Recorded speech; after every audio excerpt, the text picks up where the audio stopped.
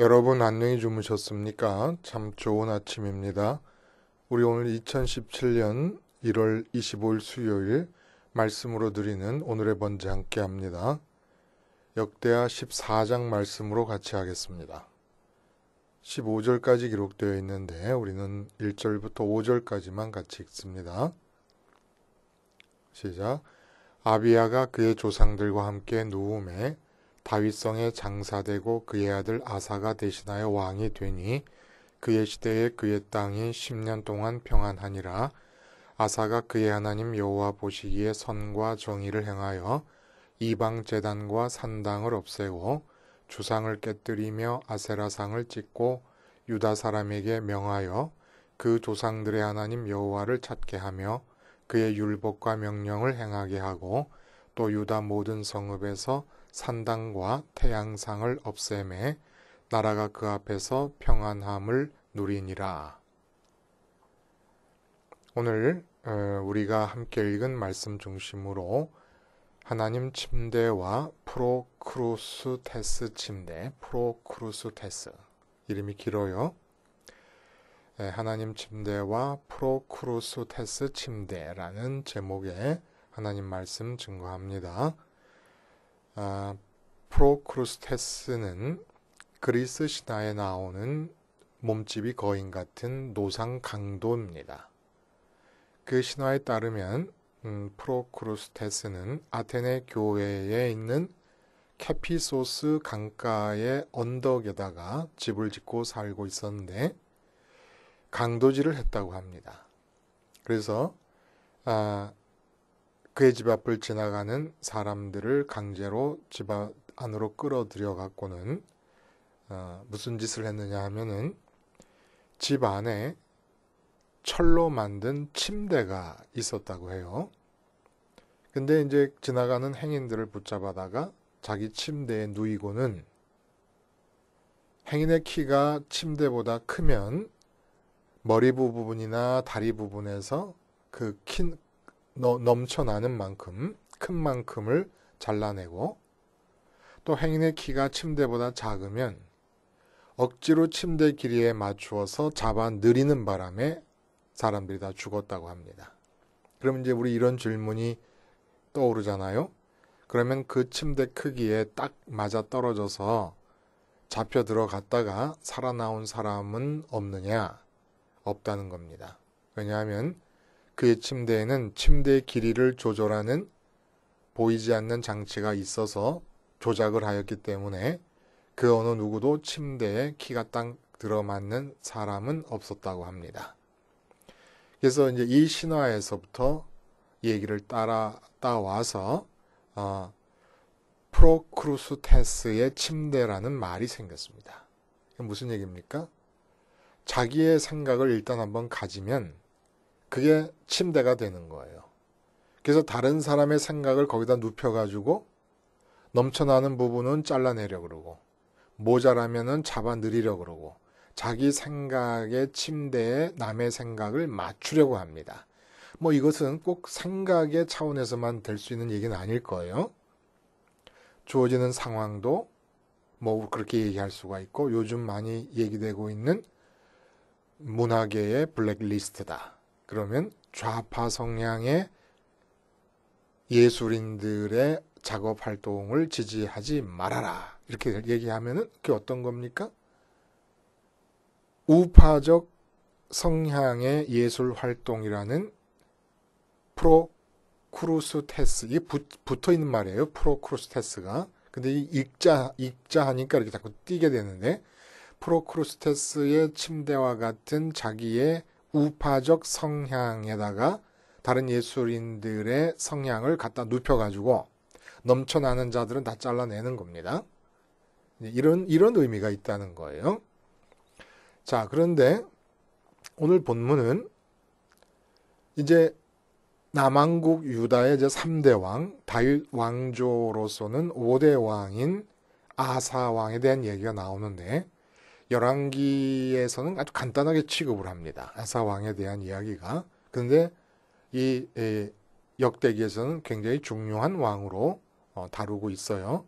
이것은 말씀드린 대로 역대기의 저자인 에스라는 역사를 재현하고 싶은 마음으로 역대기를 쓰고 있는 게 아닙니다. 물론 열왕기도 마찬가지지만 그러한 점이 더욱더 강하게 나타난다는 겁니다. 그럼 뭘 얘기하느냐? 다윗의 자손, 다윗 언약이 이 역대기의 저자인 에스라 사상의 중심인데 다윗 자손인 예수 그리스도가 오기까지 징검다리로서의 사명감을 포로로부터 귀환한 사람들에게 고치시키기 위해 이 글을 쓰고 있기 때문에 복음에 관한 얘기를 하는 거예요. 그래서 오늘 얘기는 아사 왕의 통치 이야기를 통해서 복음에 대한 이야기를 하는데 특별히 어떤 부분에 주안점을 두고 있느냐.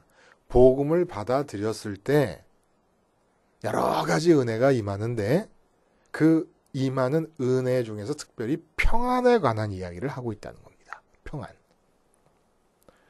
그래서 우리가 읽는 부분에도 반복해서 나옵니다마는 이 7절까지 아사의 통치를 얘기하면서 평안은 하다는 얘기, 평안함을 누리니다, 뭐 평안하니라는 평안이라는 단어가 4번이나 반복돼서 나오고 있다는 겁니다. 그리고 아사 통치의 특징은 이런 평안이 도대체 어떻게 주어졌느냐? 여호와 하나님을 찾았다라는 얘기를 해요. 추구했다, 여호와 하나님을 찾았다. 제가 여러분들에게 말씀드리는 단어로 말하자면 하나님을 벌기 위해 애썼다. 돈 번다라는 것처럼 하나님을 많이 벌려고 했었다. 이런 말이 3번이나 또 반복해서 나옵니다. 그러니까 얘기는 이런 거예요. 아사의 통치를 이야기함에 있어서 에스라는 지금 어떤 키워드를 염두에 두고 가고 있느냐. 종교개혁을 했다. 각종 우상을 타파합니다. 우리가 읽었던 부분에 나오지 않습니까? 그리고 여호와 하나님을 찾았다라는 말을 3번이나 반복합니다. 그리고 평안을 누리고 평안을 주셨다라는 말을 4번이나 반복합니다. 우상을 타파하면서 여호와를 찾았더니 평안을 주시더라. 이런 얘기가 되겠습니다. 이게 십자가 복음을 받아들이고 생활화를 하게 되면 주시는 것 중에 가장 탁월한 은혜가 바로 평안이다. 라는 이야기를 지금 아사의 통치에 대한 역사적 사실들을 모아서 이야기해주고 있다는 겁니다. 역사적 사실들을 연대기적으로 재현하고 싶은 마음이 있는 게 아니라 복음을 받아들일 때 우리에게 주어지는 평안에 대한 이야기를 지금 해주고 싶어서 이렇게 글을 지금 쓰고 있다는 겁니다. 그러면 여기서 평안이 우상을 회파한 것과 연관이 지어졌다라고 하는 점에서 한번 생각해 볼 것이 있다는 거예요. 단순히 이방의 우상들과 이방의 신상들을 깨뜨린 것뿐만이 아니라 어느 정도까지 이 아사의 우상 타파에 대한 의지가 강했느냐 하면요. 아사 왕의 어머니가 아세라 상을 섬겼습니다. 왕의 통치 이념에는 맞지 않는 행동을 한 것이지요. 그러니까 자기 엄마가 태후 아니에요? 그 태후의 자리로부터 폐위를 시켜버립니다. 굉장히 단호한 것이지요. 응? 그럼 도대체 이 우상과 평안이 어떤 관계에 있느냐? 여기에 이제 프로크로스테스의 침대라고 하는 말과 하나님의 침대라는 말이 등장을 하게 되는 이유입니다. 근데 여러분, 우상이라고 하는 것이 뭐예요? 우상은 예를 들어 뭐 태양신이다, 아세라상이다 이렇게 얘기를 하는데 우상 자체가 좋아서 섬기는 사람은 아무도 없다 그랬습니다. 우상은 뭐를 의미하는 것이냐? 우리 마음에 이 세상에서 내가 지금 육체를 가지고 살고 있는 동안에 이 세상에서 꼭 이루고 싶고 가지고 싶은 가치들이 생겨납니다. 왜냐하면 그 가치들에 대한 믿음이 있기 때문에 그것만 가지면은 내가 만족하고 행복하고 기쁠 것이다. 에덴을 회복할 수 있을 것이다. 에덴이라는 말을 몰라도 기쁨을 찾으려고 하는 것은 인간의 본능적 욕구입니다. 그러니까 에덴을 회복하려고라고 하는 말이 통한다는 거예요. 에덴이라는 말을 몰라도 기쁘려고 하는 거니까.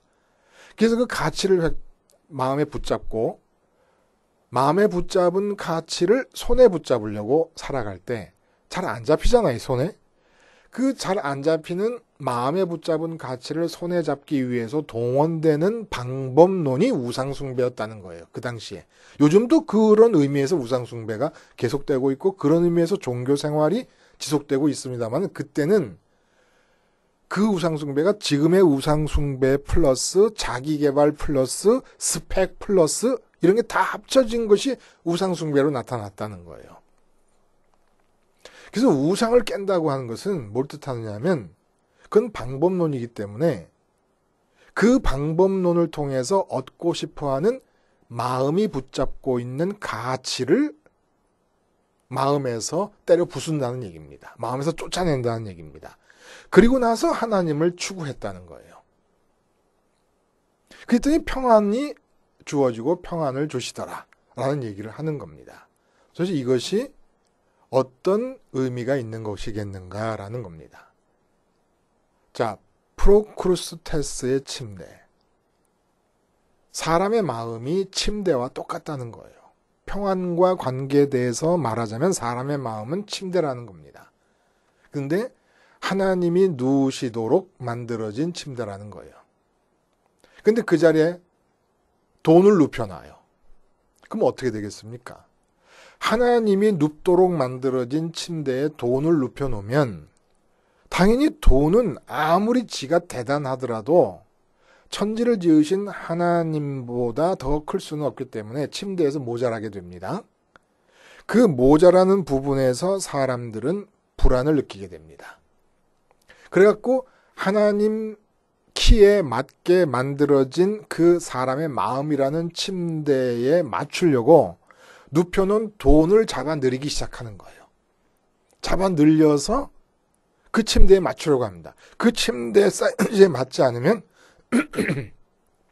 하여간 이 프로크로스테스의 마음이 침대에 맞지 않거나 침대에 넘쳐나는 것을 볼 때 어떤 마음이 드는지 모르겠어요. 이게 완전히 사이코죠, 사이코.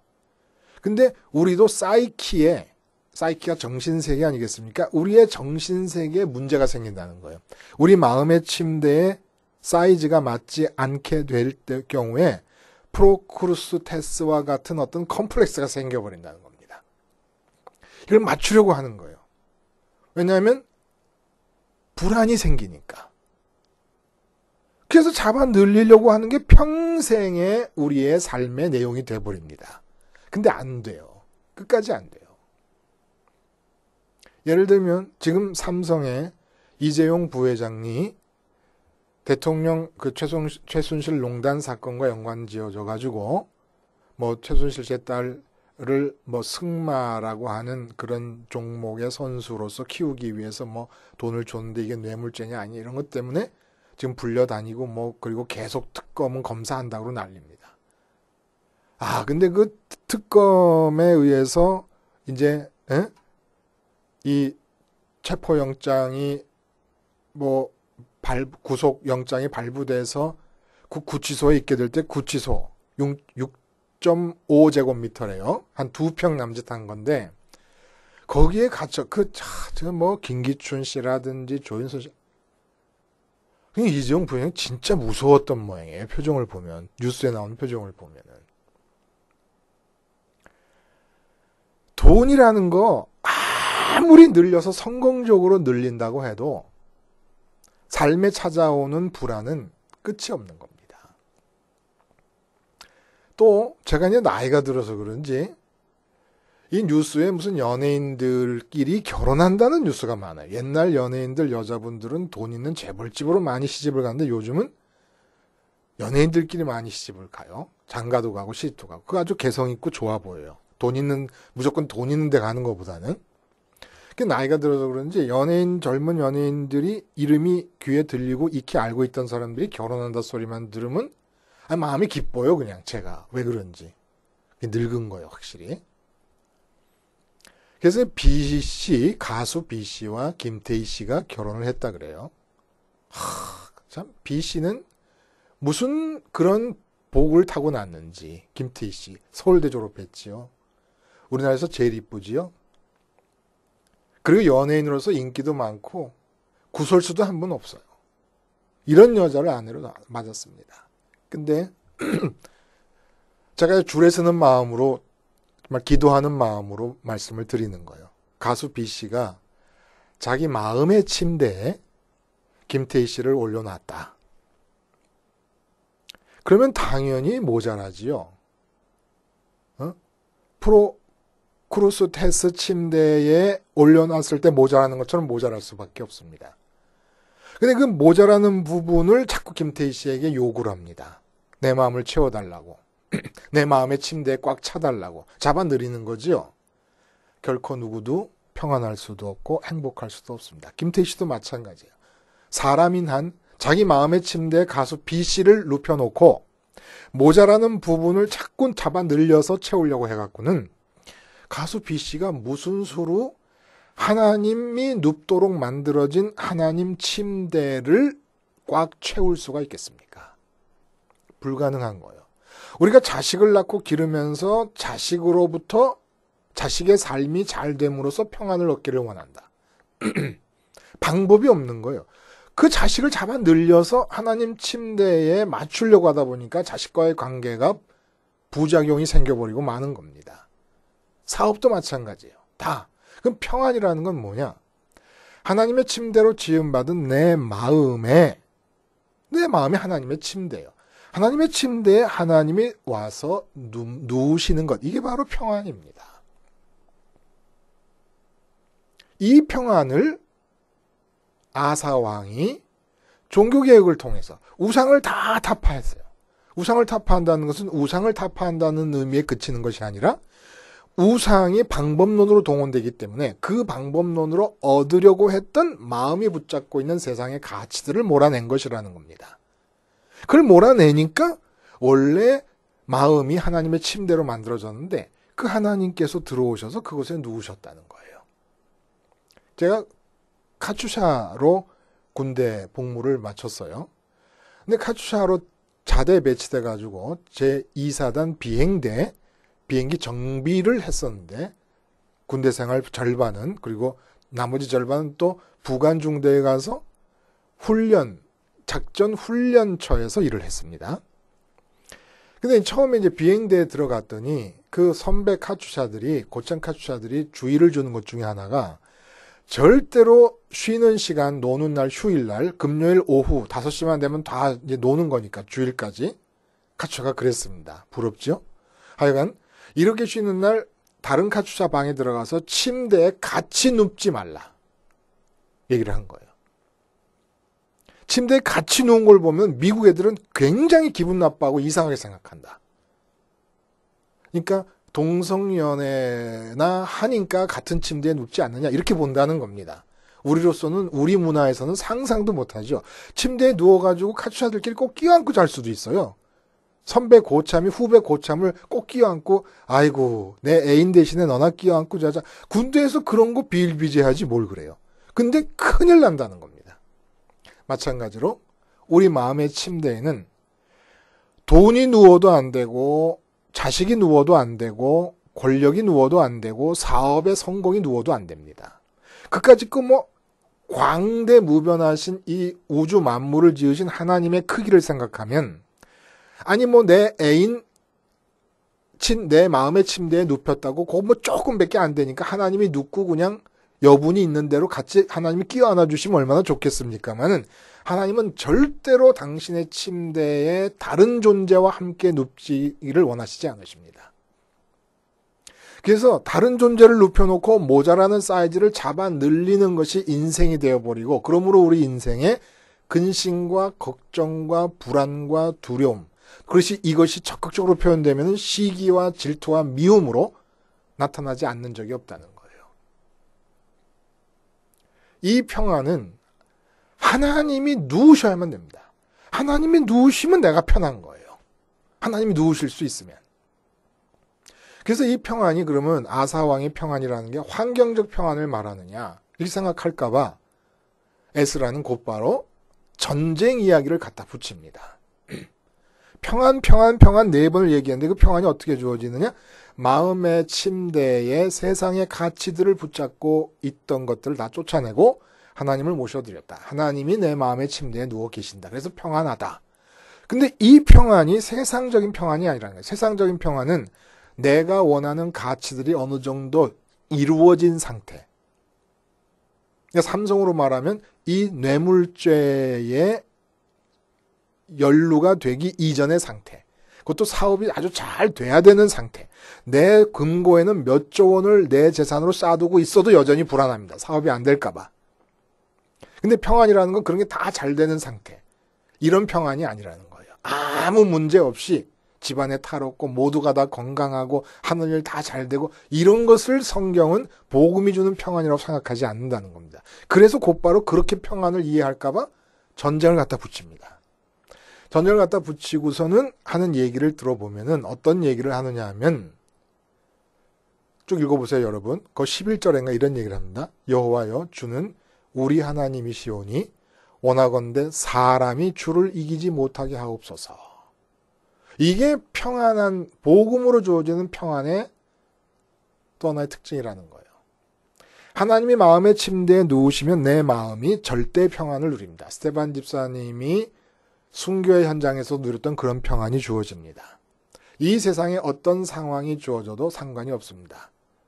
마치 그런 거예요. 하나님이 내 마음의 침대에 들어와서 누워 계실 때 밖에서 요란한 일이 벌어져요.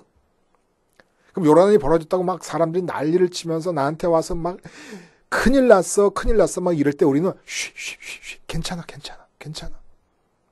지금 내 마음에서 주무시고 계시는 하나님이 이 천재 주인이시고 내 아버지시니까 괜찮아. 이게 진짜 우리의 평안이라는 거예요. 자, 근데 전쟁이 일어났습니다. 근데 기도할 때 아사 왕이 기도할 때 뭐라 기도하냐면은 여호와여 주는 우리 하나님이시오니 원하건대 사람이 주를 이기지 못하게 하옵소서. 기도를 이렇게 합니다.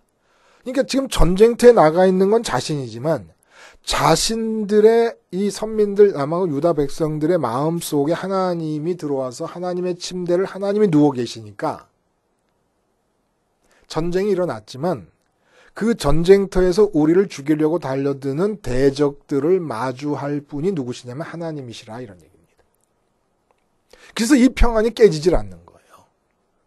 하나님의 침대인 내 마음에 하나님이 누워 계시니까 그래서 주님이 풍랑 만난 배 위에서 잠을 주무셨던 그 비결과 이유를 우리가 알 수 있는 겁니다. 주님이 주무시기 이전에 주님의 마음속에서 하나님 아버지가 들어와서 누워 계셨던 겁니다. 하나님이 누워 계시니까 풍랑이 제 아무리 풍랑이라도 하나님 만드신 천지 만물 중에 하나에 불과하고 하나의 사건일 뿐인데 제자들이 아우성을 치니까 주님께서 더더욱 깊이 잠이 들어버렸습니다. 보란 듯이. 조용히 해. 내 안에 내 마음에 하나님의 침대가 있고 하나님이 누워 계신데 그 하나님이 풍랑과 바람과 모든 천지 만물을 지으셨다. 이게 복음이 우리에게 주는 평안이라는 거예요. 타락한 이후에 마귀가 우리에게 허락한 것이 뭡니까? 요한복음 그 10장에 나는 선한 목자다라고 하는 그 주제의 장에 보면은 주님께서 강도와 절도 이야기를 하십니다. 나 외에 먼저 온 자들은 다 강도의 절도다라는 얘기를 해요. 이게 뭐예요? 프로크루스테스의 침대로 만들어 버렸다는 겁니다. 누가? 마귀가. 우리의 마음이 하나님의 침대인데 이 하나님의 침대를 프로크루스테스 침대로 만들어 버렸어요. 그래서 뭘 갖다가 마음에 붙잡더라도 마음에 붙잡아서 마음의 침대에 눕혀놓더라도 다 짧은 거예요. 짧아도 너무 한참 짧은 거예요. 이 너무 한참 짧은 것이 불안이라는 거예요. 평안을 깨고 근심 걱정하게 하는 이유라는 겁니다. 그래서 십자가를 허락하시고 십자가 생활화를 통해서 우리가 하는 것은 그 하나님의 침대에 자꾸 우리가 마음으로 붙잡아서 눕히려고 그래요. 눕힌다는 건 뭐예요? 그것으로 인해서 평안과 만족을 꾀하려고 할 때마다 돈이 좀 있었으면 좋겠다. 내 자식이 이렇게 되면 얼마나 좋겠는가. 이런 생각이 들 때마다 내가 건강이 좀 이렇게 되면 얼마나 좋겠는가. 이런 생각이 들 때마다 십자가에서 그렇게 생각하는 내가 죽었음을 고백하고 아니다. 나의 평안은 내 건강 때문도 아니고 자식의 형통 때문도 아니고 사업의 형통 때문도 아니고 명예 때문도 아니고 권력 때문도 아니다.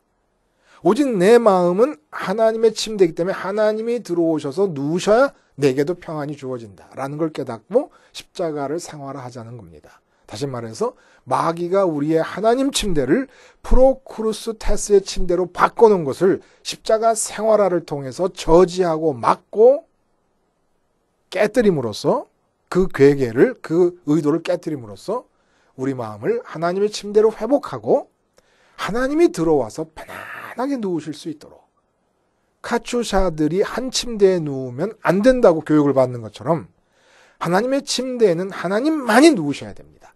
그래서 죄악의 근본을 우리는 영적 간음이라고 말하지 않습니까? 마음이 하나님의 침대로 만들어졌는데 하나님 말고 다른 걸 자꾸 들여오는 겁니다. 이것을 십자가 생활화로 막고 마귀가 프로크루스테스 침대로 만들어버린 우리 마음을 본래의 창조의 목적에 맞게 하나님의 침대로 바꿈으로써 삶의 환경을 하나님이 어떻게 이끌어 가시든지 유지되고 깨지지 않는 평안을 누리시고, 그런 누리시는 가운데 우리 삶에 어떤 위급한 일이 직면하든지 간에 그 위급한 일은 모두 다 하나님께서 대면하시는 일이 되는 이런 기적 같은 우리의 삶의 내용이 하루하루 꽉꽉 차 나가시기를 바랍니다. 기도하시겠습니다. 하나님 아버지, 십자가를 생활화함으로써 프로크루스테스 침대로 만들어버린 마귀의 괴계를 깨고 우리 마음을 하나님의 침대로 돌림으로써 하나님께서 편안하게 오셔서 누워 계심으로 평안의 삶, 그리고 하나님에 의해서 이끌리는 삶이 되게 해 주시옵소서. 예수님의 이름으로 기도하옵나이다. 아멘.